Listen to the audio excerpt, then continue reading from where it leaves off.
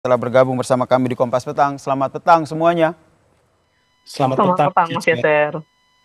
Saya ke Bang Pizarro dulu. Kalau Bang Pizarro melihat ini seperti apa? Karena kita lihat kedua belah pihak ini negosiatornya sudah tiba di Swiss untuk diplomasi. Akan sealot apa negosiasi yang terjadi di saat Israel yang masih terus melakukan penyerangan ke Lebanon dan Iran pun akhirnya mengambil sikap untuk menutup kembali Selat Hormuz?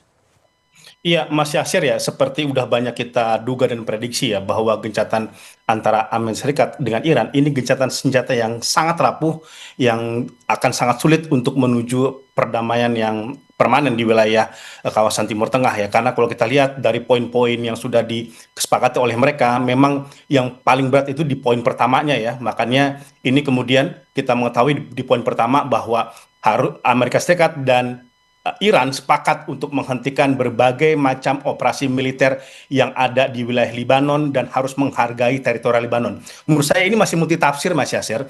Pertama, tidak ada secara spesifik, diktum spesifik, Israel itu harus mundur dari wilayah Lebanon. Yang celah ini kemudian dimanfaatkan Israel untuk terus melakukan serangan kepada Lebanon. Bagi Teheran, itu penghargaan terhadap teritorial Lebanon sudah termasuk bagian dari upaya Israel keluar dari Lebanon. Tapi bagi Netanyahu, dia memanfaatkan celah ini bahwa tidak ada secara detail mereka harus keluar dari wilayah Lebanon. Seperti itu. Israel, kesepakatan gencatan senjata yang poinnya aja jelas, itu aja dilanggar terus, Mas Yasser. Di Gaza, kesepakatan jelas tuh dia harus mundur, itu terpaktub secara spesifik, itu pun dia tidak mundur, dia bahkan menambah ekspansi dia kepada wilayah Gaza, apalagi ini yang multitafsir seperti itu. Ini yang menurut saya sekarang kedua belah pihak antara Amerika Serikat dan Iran sudah ada di wilayah Swiss yang tadinya akan membahas secara detail Mas Yasir. Kemungkinan ini yang lebih akan dibahas prioritas utamanya adalah masalah Lebanon. Iran pasti akan memastikan Amerika Serikat untuk mematuhi kesepakatan terlebih dahulu karena serangan Israel kepada wilayah Lebanon dianggap oleh Teheran itu pelanggaran terhadap komitmen mereka untuk menghentikan segala macam front yang ada di Lebanon seperti itu. Jadi sebelum masuk nanti kepada teknis masalah nuklir, masalah uranium, masalah Hormuz, menurut saya ini akan menjadi titik panas. Dan jangan lupa problematikanya, delegasi Iran yang datang kepada wilayah Lebanon ini udah mendapatkan titipan pesan dari Mujtaba Khomeini, dari faksi RGC bahwa mereka tidak boleh tunduk dan lemah di hadapan Amerika Serikat. Harus dipastikan Israel tidak boleh melakukan serangan pada wilayah Lebanon karena pasca gencatan senjata itu diteken Mas Yasser pada Kamis lalu, itu bahkan bukan hanya serangan, tetapi sudah banyak warga Lebanon yang itu kemudian tewas, gugur akibat serangan yang terus dilakukan oleh Israel. Berarti Dan tidak ada tawar-menawar ya soal poin terkait dengan tidak adanya lagi penyerangan di Lebanon ini menjadi salah satu poin dalam negosiasi yang tidak bisa ditawar-menawar oleh Iran, oleh Amerika Serikat. Kalau dari Mbak Cempaka sendiri melihatnya seperti apa kalau seandainya Iran kekeh dengan posisi Lebanon yang tidak boleh diserang begitu? Langkah yang diambil oleh Amerika Serikat seperti apa? Di tengah bisa dikatakan banyak pengamat yang bilang bahwa Israel ini seperti duri dalam daging di Amerika Serikat.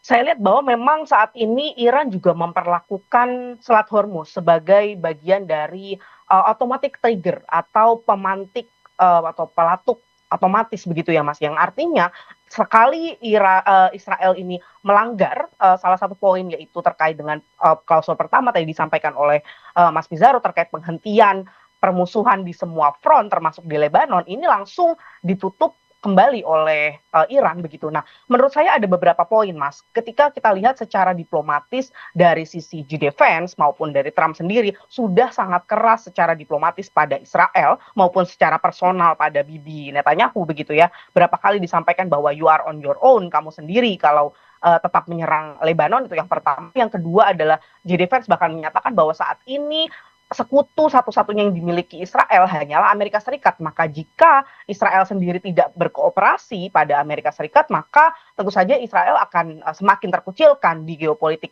Timur Tengah. Nah, di sisi lain, Mas, kalau tadi ditanyakan apa yang bisa dilakukan Amerika Serikat, kita harus tahu bahwa sejak tahun 2008 ada perjanjian yang mengikat Amerika Serikat untuk mendukung dan memprioritaskan bantuan ke Israel yang memang Pentagon pun memiliki angka yang cukup besar, bahkan bantuan prioritas dari Amerika Serikat ke Israel ini sudah dikomplain begitu ya oleh negara-negara sekutu lainnya Amerika Serikat seperti Jerman dan Jepang yang menyatakan bahwa mengapa Israel memiliki porsi prioritas begitu. Nah, jika kita melihat bagaimana berulang kali bahkan sudah diadres atau disampaikan secara personal oleh JD Vance pada nama-nama kabinet yang berada di Israel yang tentu masih ingin melakukan eskalasi di Lebanon, menurut saya jika Amerika Serikat memutuskan, terlebih jika disetujui oleh Kongres untuk menarik atau menahan bantuan dukungan ke militer Israel, ini tentu akan berdampak sangat besar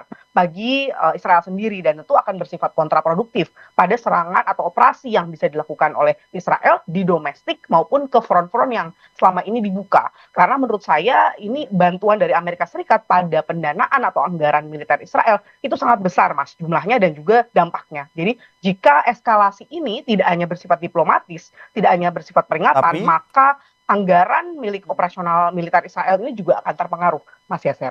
Oke, karena kalau kita lihat ini kan sebenarnya negosiasi antara kedua belah pihak di Swiss ini kan bisa kita katakan bisa membawa angin segar menuju ke perdamaian. Tapi lagi-lagi Israel bisa dikatakan sebagai ancaman dalam negosiasi ini. Menurut Bang Pizarro sendiri, ini kan sering kita bahas bahwa Israel yang sulit dikendalikan sekarang atau Israel yang memang punya agenda sendiri karena ingin menguasai Lebanon. Kepentingan apa akhirnya membuat Israel ini bisa tunduk terhadap Amerika Serikat yang memang saat ini tengah bernegosiasi dengan Iran?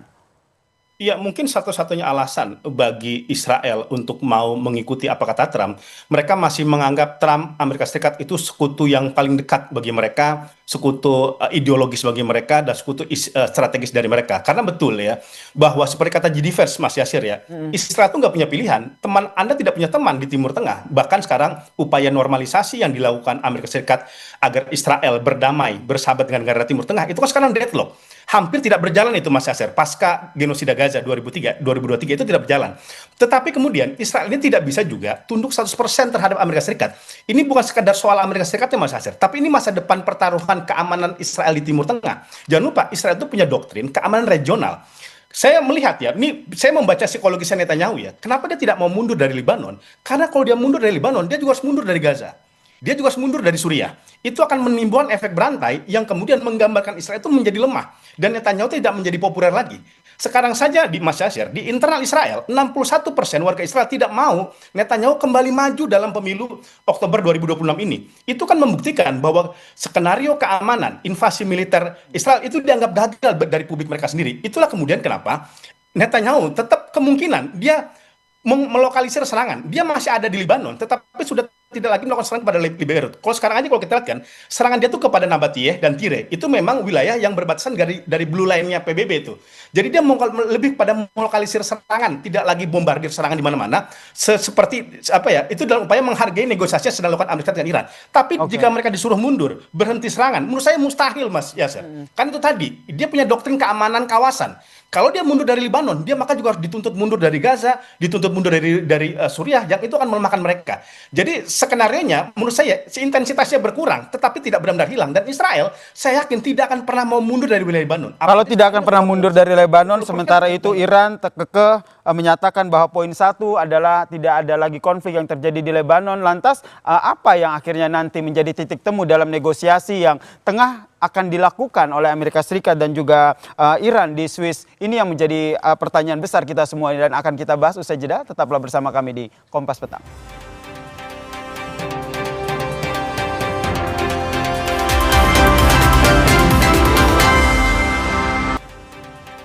Pertanyaan gantung saya tadi ke Mbak Cempaka, Mbak Fauzia melihatnya seperti apa? Karena kalau kita breakdown terkait dengan bagaimana kepentingan dari masing-masing negara, Iran sendiri akhirnya mengambil langkah tegas dengan kembali menutup Selat Hormuz sebagai bentuk ancaman, bisa dikatakan seperti itu, kepada Amerika Serikat yang tidak memenuhi komitmennya pada poin 1, yaitu tidak ada konflik yang terjadi. Nah, melihat kondisi seperti ini dalam pertemuan ataupun negosiasi yang dilaksanakan di Swiss nanti akan seperti apa posisi Iran nanti? Tentu Mas Yaser, kita tahu bahwa analis sepakat bahwa dua kondisi terhadap negosiasi ini, yakni negosiasi ini memang peace deal atau kesepakatan ini memang rapuh, dan yang kedua adalah bahwa belum ada trust sebenarnya meskipun telah ditandatangani peace deal tersebut secara poin-poin peace deal itu secara daring begitu ya oleh kedua belah pihak. Nah, namun dalam konteks ini Mas, ketika kita bicara titik mana yang akan bertemu begitu ya, saya rasa ada dua titik yang paling titik garis merah yang memang oleh JD Vance maupun oleh Bagheri dari juru bicara Kementerian Luar Negeri Iran disampaikan begitu bahwa terkait dengan poin tentang struktur utama adalah terkait dengan Lebanon. Nah, ini adalah karena ditaruh sebagai klausul Memorandum of Understanding yang pertama, dan yang kedua adalah merupakan backbone atau merupakan punggung gitu ya, yang dimana menyangga negosiasi ini di poin-poin yang lain begitu. Itu yang pertama. Yang kedua adalah poin terkait dengan negosiasi Hormuz. Nah, ini juga yang menurut saya saat ini masih, ketika kita tahu bahwa saat ini delegasi Iran berangkat di saat yang sama IRGC pun menutup kembali Selat Hormuz, yang artinya masih menjadikan Hormuz ini buka tutupnya ini masih menjadi poin konsesi Mas, yang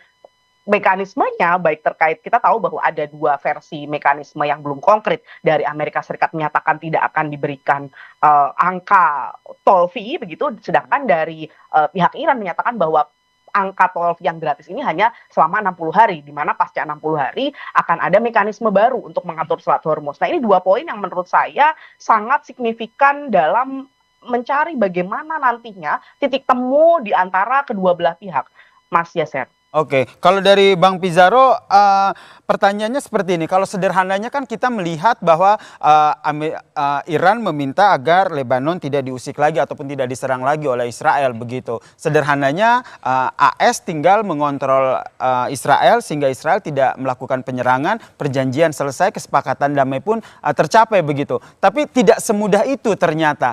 Apakah Amerika Serikat ini masih punya power begitu untuk mengendalikan Israel secara sepenuhnya sehingga bisa menemukan perjanjian, titik temu perjanjian dengan Iran?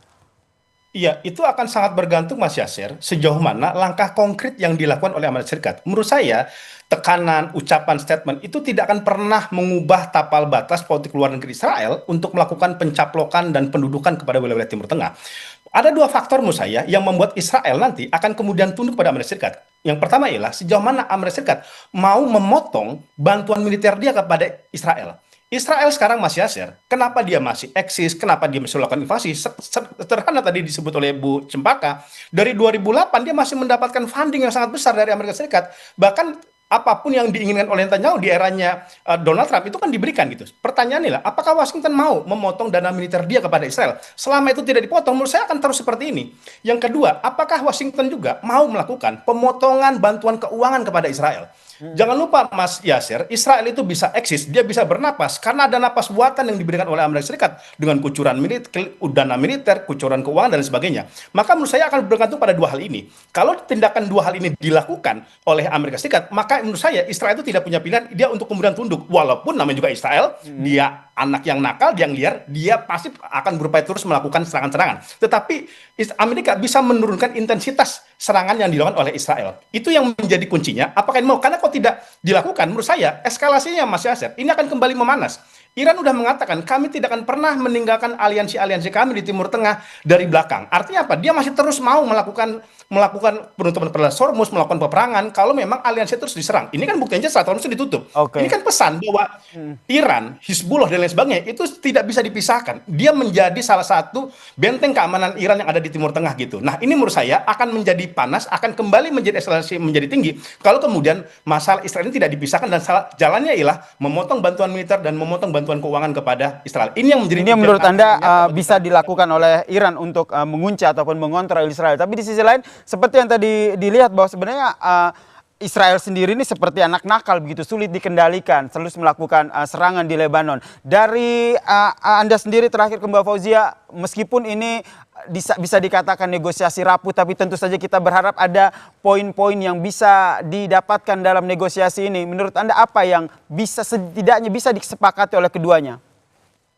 Satu adalah yang tentu saja kita tahu bahwa Amerika Serikat merupakan mediator, Mas, antara Iran, maksud saya Lebanon dan Israel. Nah, ketika Amerika Serikat menjadi mediator ini, tentunya Amerika Serikat harus menunjukkan kredibilitas. Tidak hanya menjadi mediator lalu membiarkan saja ketika satu belah pihak, yaitu dalam konteks ini Israel, menyerang Nabatiyeh, menyerang Tigray, begitu. Dan ini tentu saja sebagai mediator harus seperti Pakistan misalnya, begitu ya, secara aktif melakukan tekanan terhadap dua belah pihak, tidak hanya memberikan keleluasaan pada Israel ketika dia melakukan serangan, terlebih tadi seperti informasi yang disampaikan di VT sebelumnya, bahkan sampai secara kumulatif sudah sampai 4.000 orang korbannya di Lebanon saja. Nah, ini tentu yang pertama terkait dengan hal tersebut. Dan yang kedua adalah poin terkait penekanan yang sifatnya tidak hanya diplomatis terhadap Israel jika dia melanggar. Karena bagaimanapun negara yang menjadi mediator adalah Amerika Serikat. Sehingga tadi ada banyak hal yang bisa dilakukan oleh Amerika Serikat. Satu, pengurangan anggaran. Namun memang anggaran ini sifatnya tergantung Kongres, Mas. Di mana lobby-lobby Yahudi sendiri, lobby-lobby Zionis masih ada yang masih sangat kental begitu ya di dalam Kongres Amerika Serikat, itu sangat tidak mudah. Namun yang kedua, kita tahu bahwa bagaimana bantuan yang sifatnya penjualan senjata dan penjualan alutsista lain dari Amerika Serikat dan Israel ini sudah diprioritaskan, dan hal ini yang mungkin masih bisa dilakukan oleh Amerika Serikat, yang artinya Pentagon bisa mengurangi bantuan yang sifatnya adalah penjualan senjata terbaru dan maupun misil dan lain sebagainya terhadap Israel, yang tentu tidak perlu secara lebih rumit ditentukan oleh Kongres. Itu poin kedua, Mas. Jadi poin ketiga adalah tentu tekanan dalam negeri sendiri terhadap Amerika Serikat. Banyak yang sudah menyatakan terkait dengan putting America first, not Israel first. Nah, ini sebenarnya poin yang menurut saya bisa menjadi justifikasi untuk Amerika Serikat menekan lebih besar pada Israel, karena dalam konteks ini Amerika Serikat sebagai mediator punya kewajiban begitu ya untuk menentukan dan memastikan bahwa Israel dan Lebanon ini menegakkan gencatan senjata yang dilakukan oleh mereka berdua begitu. Jadi dalam konteks ini menurut saya ada beberapa cara yang bisa ditempuh oleh Amerika Serikat untuk memastikan bahwa Israel ini mematuhi gencatan senjata yang dimediasi oleh Amerika Serikat. Mas Yaser. Oke, kalau dari Bang Pizarro sendiri ada pandangan yang menyatakan bahwa sebenarnya kalau seandainya Iran sedikit melunak soal Lebanon, soal Hizbullah, sebenarnya kesepakatan ini bisa tercapai. Tapi menurut Anda apakah ini juga akan diambil oleh Iran? Yang penting Selat Hormuz tetap dipegang oleh Iran. Tidak, Mas, karena Libanon itu benteng keamanannya Iran. Oke. Libanon, Hizbullah itu pagarnya Iran agar Israel tidak melakukan serangan daerah kepada Iran. Maka bisa dikatakan Libanon, Hizbullah itu hidup matinya Iran, dan dia tidak akan pernah bisa memisahkan antara Hormuz dengan Libanon. Apalagi kita mengetahui Hormuz itu sekarang menjadi betul-betul leverage yang bisa diberikan dari Iran kepada Amerika Serikat. Bahkan sekarang kalau kita lihat ya perundingan yang ada sekarang yang masuk di Swiss itu, ini yang prioritas akan dibahas itu justru Libanon, bukan Hormuz gitu. Ini membuktikan Mas Yasser, masalah Libanon, Hizbullah, Hormuz dan Iran itu tidak bisa dan Israel tidak bisa dilepaskan dari Iran. Dan menurut saya ini akan menjadi alat tekanan bagi Iran kepada Amerika Serikat agar betul-betul bisa menjinakkan Netanyahu. Karena kalau ini gagal, kalau ini skenario yang tidak dilakukan atau tidak berhasil, maka bukan tidak mungkin eskalasi akan kembali terjadi. Walaupun memang bukan perang skala besar, Mas Yasser. Karena Iran ini juga dilema. Dia kalau ingin perang besar ini juga nanti harga energi, harga ekonomi global akan naik. Tetapi maksudnya kalau dia melunak, tidak melakukan balasan, dia dianggap lemah sama Israel, sama Amerika Serikat. Yang itu justru akan menjadi alat tekanan kepada Teheran gitu. Jadi menurut saya ini akan terjadi negosiasinya ialah memfokuskan agar Israel tidak melakukan betul-betul serangan yang sangat besar kepada Libanon. Minimal selemah-lemah imannya yang terjadi di negosiasi ini sekarang, Mas Yasser, intensitas serangan yang dilakukan Israel itu sudah harus benar-benar sudah berkurang, dan kemudian dilokalisir untuk tidak melakukan pencaplokan daerah-daerah baru di wilayah Libanon. Menurut saya seperti itu, Mas Yasser. Kalau terakhir ke Mbak Fauzia, jadi menurut Anda singkat saja exit strategis dari kedua belah pihak untuk negosiasi ini dan dalam perang ini akan seperti apa?